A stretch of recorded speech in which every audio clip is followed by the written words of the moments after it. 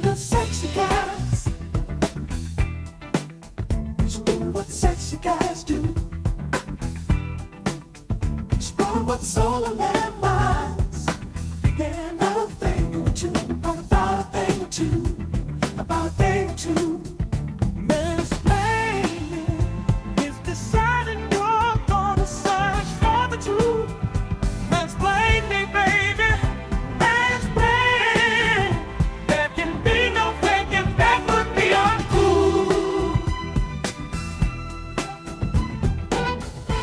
Welcome to Mansplaining, a podcast about the interesting things you can discover if you just take the time to learn.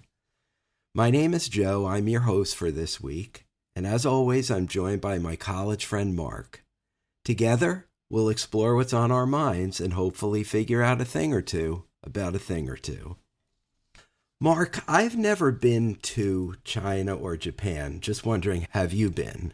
I've not. Still bucket list to go to Japan at some point. Yeah. And the reason I mention that is because the several people I know who have been to China and or Japan have marveled about the bullet trains there and about high-speed rail in general and the ability to get from one big city to another without having to fly. And it's an issue that's kind of been on the periphery of American politics for quite a while, and it's something that I'm interested in. Mostly wondering why we can't do the same thing here in the U.S. You would think with our riches and now the compelling motive of climate change that we would get our act in gear and develop a state-of-the-art high-speed rail system in the United States, and yet not only is it not happening, but it's almost like the opposite is happening. Every single project is getting thwarted, and there's really nothing on the horizon that I'm aware of. So with all that as the backdrop, I put the question to you, why can't the United States build a high-speed rail system? And I'm interested to hear the answer to this question. Yeah, well, thanks as always for the question. And if, unlike Joe and myself, you've traveled in Asia or even Europe and experienced one of the high-speed rail systems there, it is a good question to ask. Why can't we travel on bullet trains in America? Why are we still stuck in planes or cars or riding very slowly from point A to point B on Amtrak instead of whizzing along at hundreds of miles per hour? And the answer, as we'll see, is complicated, and it's the result of multiple factors. As it turns out, the question of high-speed rail in the U.S. tells a bigger story about geography, politics, money, and, as I promised in our previous episode, density. So hop on board, because this train is about to leave the station. Well done. Our voyage starts in Japan, where the world's first high-speed rail system opened for service in 1964. Definitions vary, but generally speaking, a high-speed rail system is defined as a train that can travel at least 150 miles per hour. In practical terms, it won't travel at top speeds over a full trip, since the train will be repeatedly slowing down and speeding up as it approaches and departs city centers. But let's say you board the Shinkansen, the original bullet train from Tokyo to Osaka. You'll be traveling at 300 miles in under 3 hours, and the ride is smooth, quiet, and fast. Or maybe you're in Paris, hopping aboard the TGV from Paris to Lyon. That train covers 244 miles in just over 2 hours. In China, you can travel on high-speed lines across vast distances, sometimes faster than you could by domestic flight. And you said this started in Japan in 1964. Yes. Yeah. That is 61 years ago. It's astonishing to me that we don't have anything remotely compatible with that. And they've got a 60-year head start. Yeah. In the U.S., the closest you can come to high-speed rail is Amtrak's Acela Express that runs between Boston and Washington, D.C., but it can only reach its top speed of 150 miles per hour on a total of 41 miles of track, and the rest of the time it travels considerably slower. So what happened? The U.S. actually got in on the conversation early, passing the High-Speed Ground Transportation Act in 1965, a year after the bullet train debuted in Japan. But 6 decades later, as you point out, those high-speed trains our grandparents imagined still have not arrived at American stations. And there are reasons for that. Pop quiz, Joe. Around the world, there are hundreds of high-speed rail lines. how many of these turn a profit without government subsidies? I have a sneaking suspicion this is a trick question, so that the proper answer is probably zero. But since I don't know the answer, I'll guess zero. The answer is actually two. The Tokyo-Osaka Shinkansen and the Paris-Lyon TGV line are the only truly profitable high-speed rail lines in the world. A third, the Hakata-Osaka route in Japan, hovers around break-even, but all the others require ongoing subsidies. And this, in a nutshell, is why private business is generally uninterested in building high-speed rail systems, though we'll talk about one exception to that rule later on. For the most part, the economics of high-speed rail just don't support the kind of returns that investors are looking for. Yeah, well, something I've heard for years and years about air travel is that it's heavily subsidized in the oil and gas costs for air travel. That if we actually had to pay what it actually costs for the oil and gas to get us from place to place on an airplane, we could never afford it. So I guess I'm not surprised to hear that there's only two places where high-speed rail is profitable, but that doesn't mean it's a non-starter. You can simply subsidize it the way we subsidize air travel, right? Yeah. Oh, it's a good point. So air travel is definitely subsidized. I think the critical difference there is that air travel subsidies is something that we've been used to after decades, whereas high-speed rail subsidies would be something new added to the docket. And, like the frog in the hot water, that the temperatures increase slowly and it doesn't realize that it's in boiling water until it's too late. It's kind of that scenario that we've been gradually getting used to higher and higher subsidies on existing services. And so we don't even recognize those as subsidies, whereas if something brand new comes in and requires the same treatment, then that seems outrageous.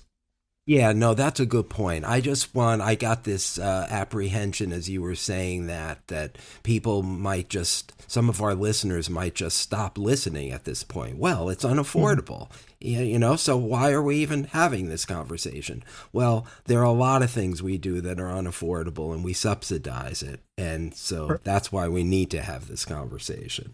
Yeah, and there are strong arguments for building high-speed rail systems. Proponents argue that HSR systems, while rarely profitable on paper, create public value in other ways. They reduce highway and airport congestion, they lower carbon emissions, they run on more resilient infrastructure, and they contribute to economic development. But those benefits only materialize under certain conditions, and the most important, as I previewed last time, is density. In Japan, the original Shinkansen route connects a corridor with over 60 million residents. In Europe, cities like Paris and Barcelona are similarly compact and surrounded by well-connected suburbs. By contrast, U.S. cities tend to be sprawling. Even New York City, the densest in the country, is far less dense than its European or Asian counterparts. It's about half as dense as Barcelona and one-third as dense as Shanghai. American cities, especially in the South and West, were designed around cars. Public transit is often underdeveloped, and without robust local connections, even a perfectly engineered train line might not attract riders. Experts estimate that to break even, a U.S. HSR line needs 6 to 9 million riders per year. Amtrak's Acela corridor, our best-performing route, draws about 3.4 million. Compare that to Japan's Shinkansen system, which saw over 138 million riders in 2010. Wow. So the numbers are just completely on different scales in different parts of the world. You need a lot of riders on high-speed rail to offset the high costs. California's proposed HSR line between LA and San Francisco began with a projected cost of $33 billion, but the latest estimates have ballooned to over $100 billion. Other abandoned or scaled-back HSR proposals in Wisconsin, Ohio, and Florida struggled in a similar way.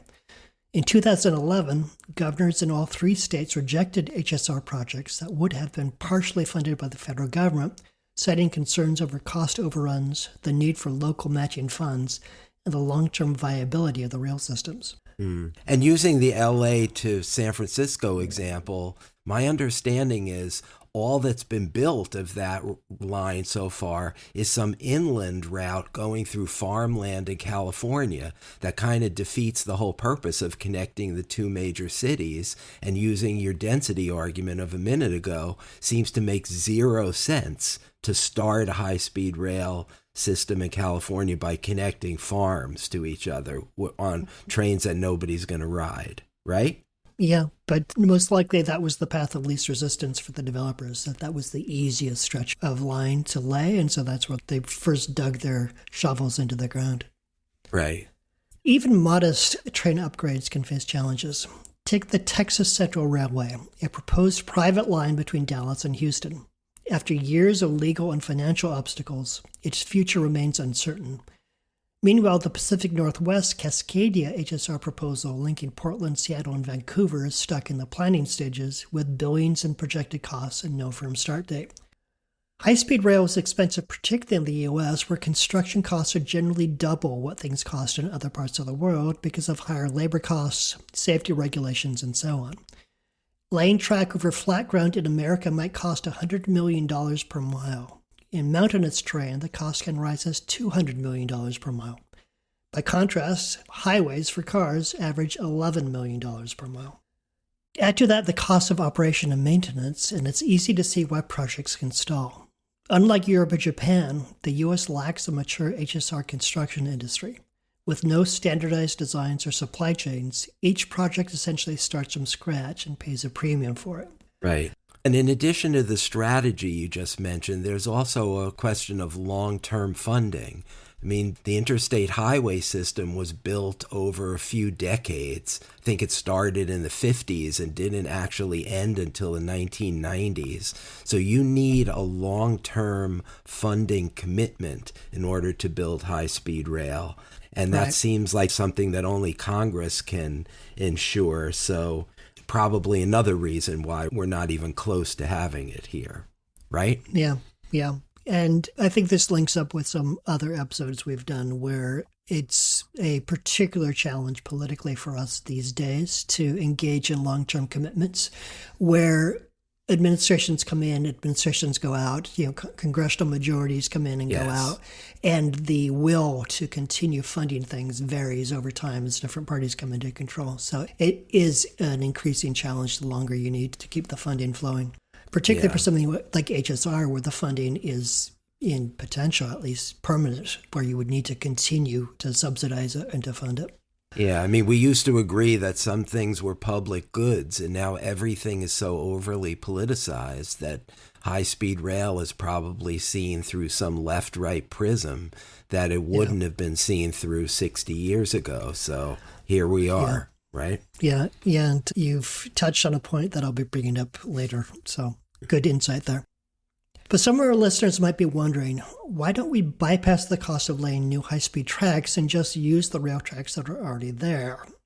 And the answer is because those tracks are owned by freight rail companies, which prioritize slow, heavy trains.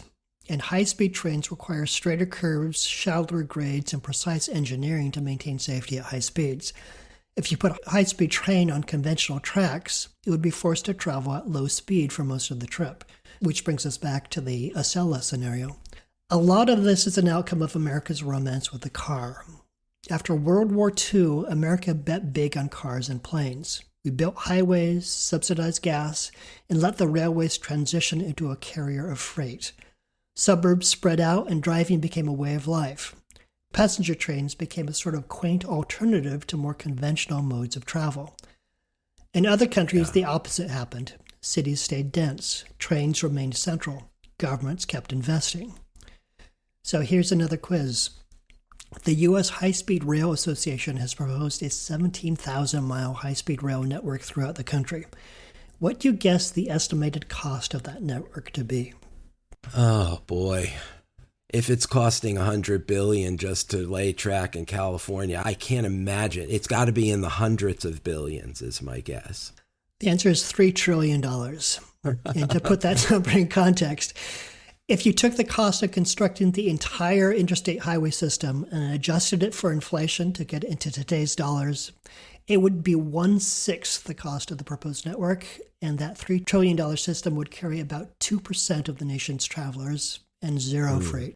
Now, before you move on, I just want to say one PS to your earlier remark about the changes made during World War II. I would argue that our putting our fingers on the scale in favor of cars happened long before World War II even. There were electric cars in the 1890s. There were trolley systems set up throughout major cities in the United States 100+ years ago. And those systems were disfavored ultimately in favor of the car and Henry Ford. And that ship sailed, I think, long before World War II even. Yeah, you make a good point. And we got into this in our electric car episode for listeners who would like to go deeper on that. Yes. With minds like steel traps, more than joy here to the sun. The interesting things you can discover if you just take the time to learn. And baby, it's a calling and they do it for you. Explain me, baby. Explain. It's a calling that you don't do it too. Not all of the HSR news is bad. Florida's Brightline, a privately funded system, connects Miami, Fort Lauderdale, West Palm Beach, and now Orlando. Well, it doesn't reach true high-speed levels. It's fast and comfortable, and there are plans to expand to Tampa. Brightline West, a proposed HSR route from Las Vegas to the Los Angeles area, broke ground in 2024 with a combination of private investment and federal loans. Other signs of momentum include Amtrak's planned upgrades to the Northeast Corridor that could cut travel times and improve reliability. Though not high-speed in the strictest sense, these improvements could demonstrate progress and build political will for more ambitious projects. Yes. And even when unprofitable, HSR arguably could deliver significant economic returns. There will be thousands of construction jobs and supply chains stretching across states. Improved connectivity can foster regional development, boost tourism, and expand labor markets.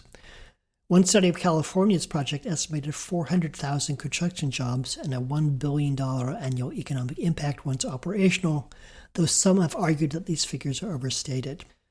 In places like Japan and Spain, though, regional HSR lines have revitalized declining areas by making them more accessible to city centers.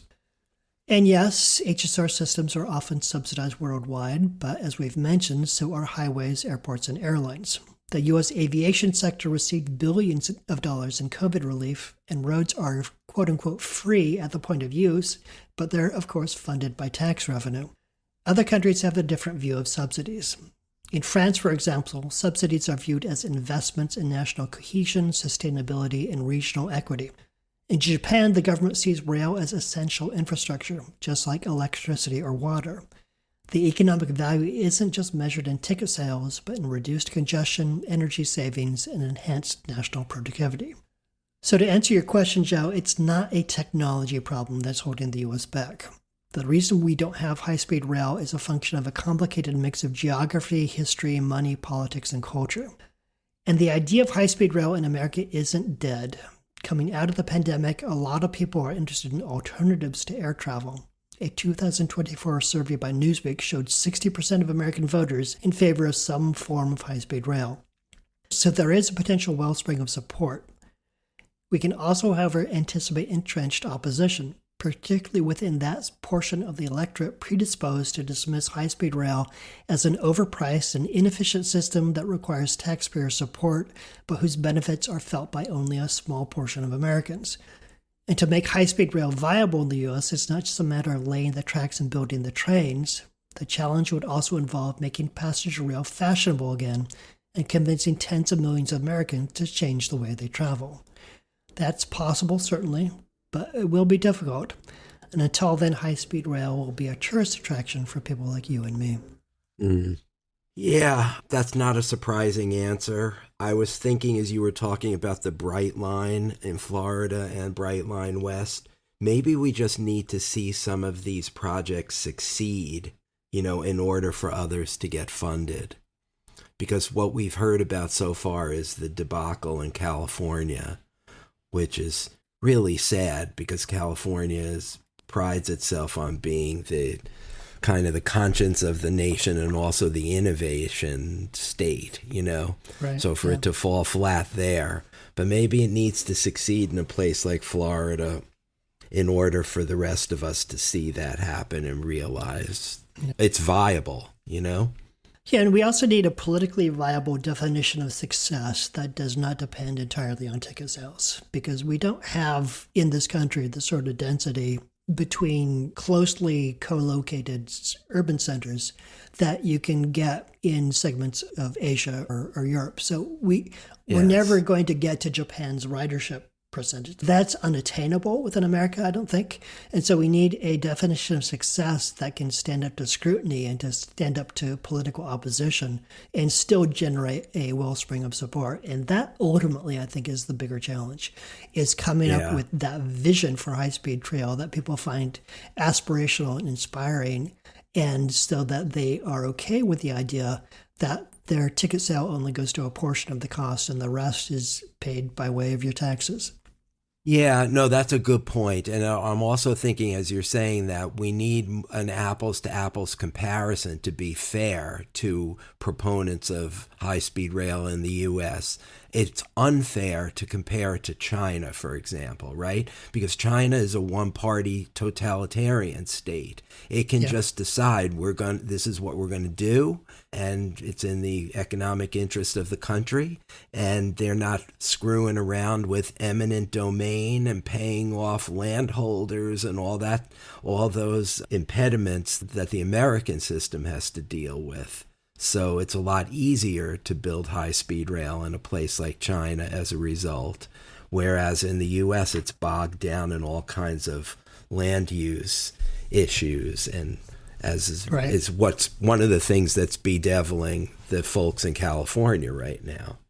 Yeah. One thing I didn't mention, but did come up in my research, is that eminent domain can be a real problem in the U.S., where if you need to lay track through land that's privately held and that person doesn't want to sell, in China, they're just going to build it anyway. Right. Tough luck for whoever owns the land. In the U.S., it can be expensive. It can be slow. It opens you up to being taken to court. It can really be a headache. And in other parts of the world, it's a much smaller headache. Even in places like Japan, it's much easier for the government to just say, we've decided that we need this corridor of land for a public good. In the U.S., because of basically the ideology that underpins most of our political system, it's very hard for the government to say, screw individual rights, because this is good for the public. Yeah, agreed. I have a couple other points I want to make. One is kind of a small bore point about when you mentioned the freight rail lines running on the same tracks as the passenger rail lines.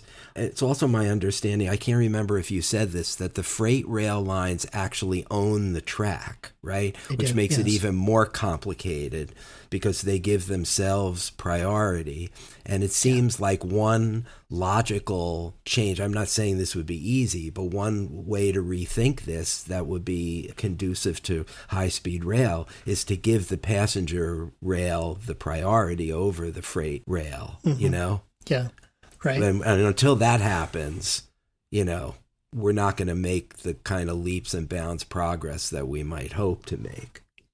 No, the freight companies oppose any passenger rail that travels faster than 90 miles per hour because that forces delays on their system. And, these are privately held companies that their primary duty is their shareholders. And so their responsibility, as they understand it, is not to reduce emissions or to open up a glorious future of high-speed rail. Their priority is to ship freight at the lowest cost possible. And so there's just incentives that are at cross purposes there. And it would take something like the government buying back all those lines of track or nationalizing something. And that would be politically very controversial. So I don't really see that happening. Within my limited understanding of the systems here, it seems to me like high-speed rail needs its own set of tracks, because even if you do get priority on those rails, tracks that were laid for freight are not always suitable for high-speed travel. And so your train might have the capability of traveling 175 miles per hour, but it's poking along at 40 miles per hour because it would be unsafe to travel faster than that.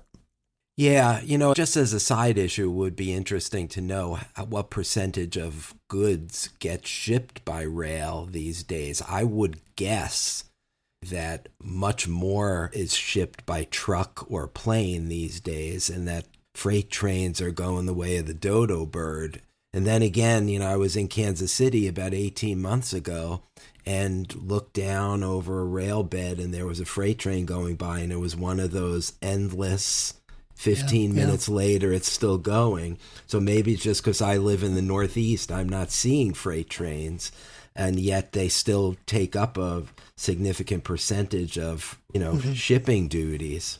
Well, I did look that up, and you're right about trucks. They ship about 73% of total freight in the U.S. by weight, but rail is in second place. It's still around 28%, and air freight is much less than that. It's less than 1% of total tonnage. So you're right that rail is not anywhere close to a majority of shipping, at least by weight, but it still represents a significant chunk of it. Yeah. All right, one last thing, and that is, you kind of allude to this at points in your presentation, but America's love affair with the car, right? Doesn't that loom large here? Americans simply prefer cars, and Americans set up their travel infrastructure around cars, and if it has to be reducible to one answer, it seems to me that's the one answer. We prefer cars. Yeah. We can build high-speed rail. We choose not to. Right? Am I wrong about that? No, I don't think you're wrong about that. I've always felt that the U.S. is deeply in love with three things, in no particular order. That would be football, cars, and guns. The three things that Americans are not ready to live without. It's certainly true here in Seattle, where you would think there would be a progressive ideology, but not where it comes to cars. Cars come first in Seattle. And if you get into America's heartland, the pickup truck is second only to God to a lot of the people who live out there. There's a romance associated with the car. I think it's linked with notions of independence and self-sufficiency. We have many ideas that are rooted in the car that really have nothing to do with the most efficient way of getting from point A to point B. Yes. And you need your car to get the gun to take to the football game. So they kind That's of true. Go hand in glove, right?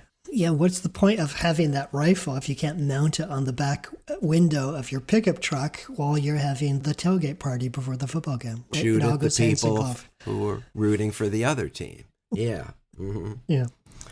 Yeah, we're being flip here, but that really is an important point, I think. We decided this car versus train issue 100 years ago, and Americans are still showing no inclination to reverse their decision. Although, desperate times make for desperate measures, so maybe the reality of climate change as it sinks in and the extreme measures we're going to need to take to prevent our own habitats from becoming toxic hellscapes is going to lend itself to reconsideration of high-speed rail. That might be the best we can hope for, right? Yeah. Huge mindset changes needed, though. In Japan, in Europe, passenger rail never went out of style. It was always a primary way of getting between cities. And so we would need to pivot significantly in terms of our perception of rail, because it was relatively easy for high-speed rail to catch on as a mode of travel of first resort in Japan because they were already riding trains. So it was just a faster way of doing what they were already doing. They didn't need to convince people to start riding trains. Americans would have to be convinced to start, and that's not going to come quickly. Yeah, agreed. Yeah. Well, in the meantime, I guess we'll have fun till our daddy takes the T-Bird away. Right? Yeah, that's our final consolation, yeah. On that profound note, we will pivot to Mark's question for me next time. Yeah, so spring is in the air, Joe, and walking out, my dog... And I know it, I'm still coughing from it. Walking out with my dog, I see many yards and gardens. You hear the drone of lawnmowers, and it brought a question to mind, which I've pondered every now and then before. When was it that the grass lawn even become a thing? Because you see here in Seattle a few people who are saying no to grass, and they've got flowers and bushes and stones and grass alternatives are just starting to peek their head. And for me, that poses a more interesting question, which is, when did we ever decide that we wanted grass in the first place? And are there any signs that we're in a significant way pivoting away from that? Boy, that's a really interesting question, kind of out of left field.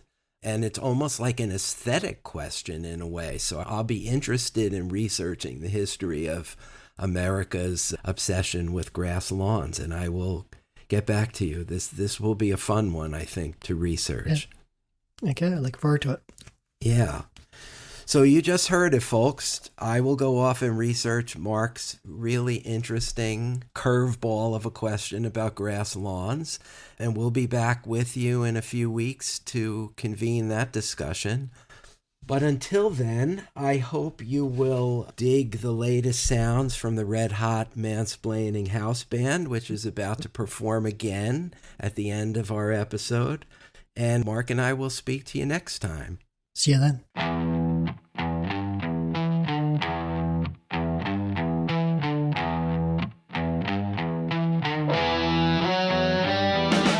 Hey man, it's time to get a move on. Find a place to get your groove on. A sleek speeding bullet of a train. It's a lifting, it's vibe shifting. It's a guess what it does for your brain. We're gonna fly on a high-speed rail. Gonna kiss the sky on a high-speed rail. Gonna give it a try on a high-speed rail. When you're this high, the future is nigh. Right on. It's a heavy, far out gas. It's seriously hip. You don't have to drop acid to take this trip. It'll fry your brain en route. It's mind blowing. It's day glowing. And I'm teetotally spaced out. We're gonna fly on a high-speed rail. Gonna kiss the sky on the high-speed rail. Gonna give it a try on the high-speed rail. When you're this high, the future is nigh. High-speed rail was an epic fail till we turned on to its capabilities, tuned into its possibilities, and now we're dropping out of our cars, giving in to temptation, finding local motivation. Dig it! Here comes the groovy conductor. He's the man with the plan, the mellow instructor. Your ticket, he will punch. Did he say life is a home with many rooms, or is that just the shrooms? And I'm about to lose my lunch, it's just a hunch.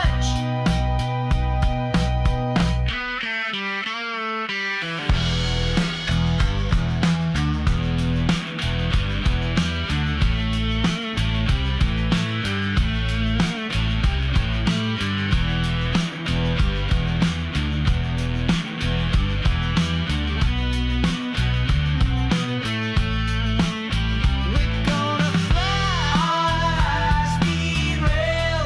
Gonna kiss the sky on a high-speed rail. Gonna give it a try on a high-speed rail. When you're this high, the future is nigh. The future is nigh. On this train that can't fly, 'cause we're so damn high. Mansplaining is brought to you by Joe and Mark and nobody else. Music composed and performed by the Mansplaining House Band. Thank you for spending your time with us, and we'll see you next time. Mansplaining is deciding you're gonna search for the truth. Mansplain me, baby. Mansplaining. There can be no faking, that would be uncool. Attention mansplaining listeners. If you want to engage with Mark and me, you have some options. One is to go to our Facebook page, Mansplaining the Podcast, where you can leave a comment or question, check our sources, suggest topics for future episodes, or just like us, because who doesn't want to be liked? You can also reach us through whatever app you use to listen to this podcast by giving us a 5-star rating or writing a review of your favorite episode. Or you can call and leave us a message on our dedicated voicemail box, which is 206-486-4074. And did you know that you can now listen to full episodes of Mansplaining on YouTube and check out our podcast music on Spotify? Yep, it's true. Just type Mansplaining Podcast into the search bar on either platform and you'll find us. It's lonely in podcast land, and we welcome and appreciate any feedback you might want to share. Act now, and we'll throw in a set of Ginsu knives. Not really.